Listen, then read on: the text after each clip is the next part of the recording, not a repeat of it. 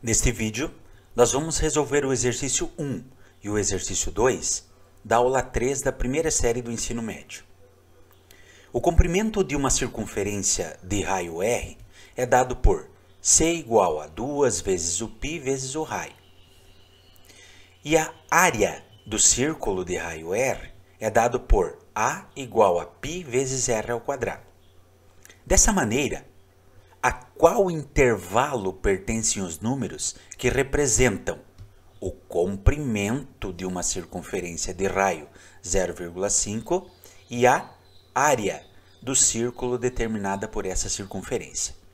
Vamos relembrar então o que significa área e o que significa circunferência e o que significa círculo. Quando nós falamos em circunferência, nós estamos falando nessa linha preta, tá? Então isso aqui é circunferência. Quando nós falamos em círculo, nós estamos falando nesta área que está delimitada pela circunferência. Então essa aqui nós chamamos de círculo. Da circunferência nós medimos o comprimento. Do círculo nós calculamos a área. Pois bem, então vamos, através das informações que são dadas, vamos calcular o comprimento da circunferência e a área desse círculo. Está dizendo que o raio desta circunferência, vou colocar aqui, é igual a 0,5. Primeiro vamos determinar então o comprimento da circunferência. Para determinar o comprimento dessa circunferência, nós vamos adotar o seguinte. O comprimento é igual a 2 vezes o valor do raio que multiplica o valor de π. Então, este comprimento vai ser igual a 2 vezes o raio. Quanto mede o raio? 0,5 multiplicado pelo valor de π. O que é o π? Bom, o π pode assumir o valor de 3,14, um valor aproximado. Então vamos lá. Ó. Quando eu multiplico 2 vezes o 0,5, o resultado é 1 inteiro. E esse 1 vai multiplicar o 3,14. Isso significa dizer que o comprimento dessa circunferência será exatamente igual a 3,14. Determinamos aqui o seu comprimento. Agora vamos achar a sua área. Para o cálculo da área, nós temos que fazer o valor do raio ao quadrado multiplicado pelo valor de π. Ora, substituindo valores então, o raio é 0,5. Vou elevar esse valor ao quadrado e o resultado vou multiplicar pelo valor aproximado de π, que é 3,14. Usamos 3,14. Então, aqui no cantinho, vamos fazer 0,5 ao quadrado, é 0,5 vezes o 0,5. 5 vezes 5 é 25. 5 vezes 0 é 0, mais 2, 2. 0 vezes 5 é 0 e 0 vezes 0 é 0. Então, nós temos 0, 2 e 5. O que é que nós vamos observar? Nós vamos observar que existem duas casas após a vírgula nos números que estão se multiplicando. Então, da direita para a esquerda, duas casas. Com isso, eu chego à conclusão que 0,25 vai multiplicar o 3,14. Vamos fazer essa continha aqui até mesmo para relembrar a multiplicação de números decimais. 3,14 que multiplica o 0,25. Desta multiplicação, então vai surgir 5 vezes 4 é 20, 5 vezes 1 é 5, mais 2 é 7, 5 vezes 3 é 15. 2 vezes 4 é 8, 2 vezes 1 é 2, 2 vezes 3 é 6. E o 0 vai multiplicar o 4, vai multiplicar o 1 e vai multiplicar o 3. Aqui vai ficar 0. 7 mais 8 é 15. 5, 6, 7, 8. Aqui 6 mais 1, 7. O que é que nós vamos observar? Nós vamos observar que existem 4 números após a vírgula. Então, da direita para a esquerda, eu vou puxar 1, 2, 3, 4 casas. O resultado final desta área vai ser igual a 0,785. Achamos a área e achamos o seu comprimento. Agora nós vamos observar em que intervalo se concentra esses valores. De 0 a 1? Não, porque o comprimento é 3. Vamos analisar agora o segundo. De 1 até 32 décimos, ou seja, aqui é 32 dividido por 10, que é igual a 3,2. Então, vamos observar que é do 1, incluindo 1, até o 3,2?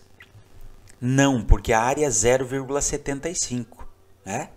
Então, agora nós vamos observar esse outro aqui, 99 sobre 100, ou seja, 0,99 até o 3. Perceba que o 3,14 passa do 3. Então, só me resta observar a letra D.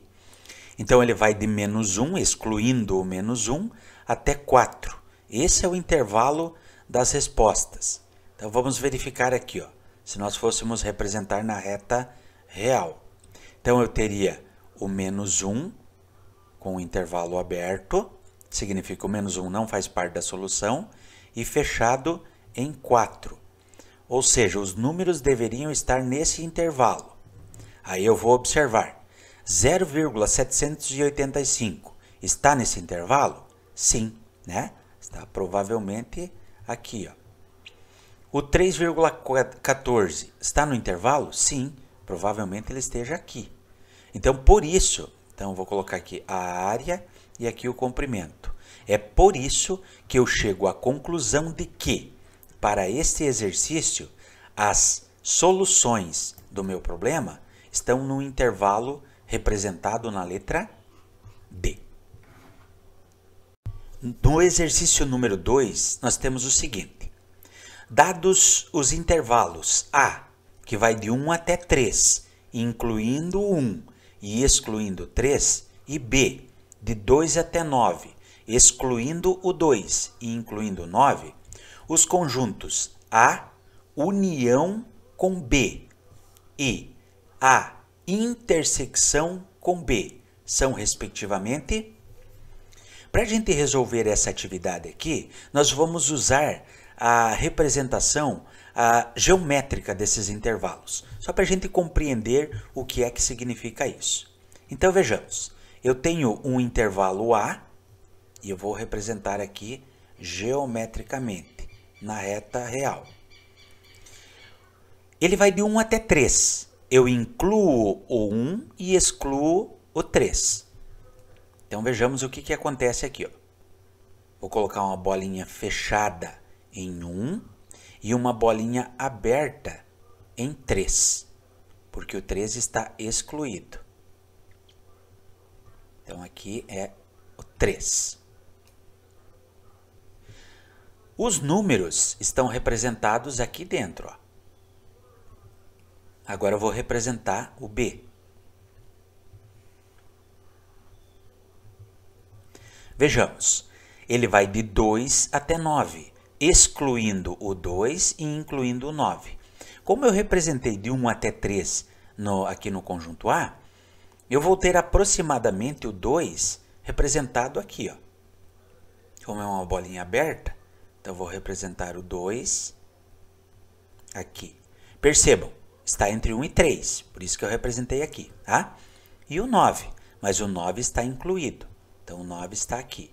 Vou representar todos os números que estão aqui. Agora, o que eu vou representar aqui embaixo? Eu vou representar a união com B. O que é que significa a união com B? significa reunir todos os elementos do conjunto A e todos os elementos do conjunto B. Para isso, eu vou pegar o menor número e o maior número dos dois conjuntos. Vejam comigo, ó. Eu vou pegar o 1, que é o menor número, tá? Como é fechado lá em cima, aqui será fechado também, 1. E vou pegar o maior número. Qual é o maior número? O maior número é o 9. Percebam que é fechado também. Então, aqui embaixo será fechado. 9. Onde estão os elementos da união? Estão entre 1 e 9, incluindo o 1 e incluindo o 9. Ou seja, um intervalo fechado. Então, vou representar aqui por notação de intervalo. 1,9, limite inferior e limite superior. E agora, vou representar por colchete. Estou incluindo 1, porque a bolinha é fechada, e estou incluindo o 9, porque a bolinha é fechada. Então, 1, 9, intervalo fechado. Agora eu vou representar a intersecção. A intersecção com B. Vamos lá. Olha o que acontece na intersecção. Na intersecção, nós representamos só os elementos que pertencem aos dois conjuntos. Quando eu vejo graficamente aqui, eu consigo observar que, olha só, os números que são comuns aos dois conjuntos são esses números aqui, ó, que vão de 2 até 3, porque eles estão pintadinhos. Ou seja, eu estou representando todos os elementos que estão aqui dentro. Agora eu olho, o 2, o intervalo é aberto, é a bolinha aberta. Então, vou escrever aqui, bolinha aberta em 2. Vou olhar que o 3 também tem bolinha aberta. Então, vou representar uma bolinha aberta em 3. Fechei aqui e aqui está. Onde são os elementos de intersecção? São exatamente nesse intervalo, entre o 2 e o 3, excluindo o 2 e excluindo o 3. Na representação por intervalo, coloco o limite inferior, que é 2, vírgula, para separar. Limite superior, que é 3. Como eu estou representando por colchete, o 2 não faz parte, colchete voltado para fora. Como o 3 não faz parte, colchete também voltado para fora. Quando eu vou analisar as alternativas, eu vou verificar que o único que está representando exatamente isso é a letra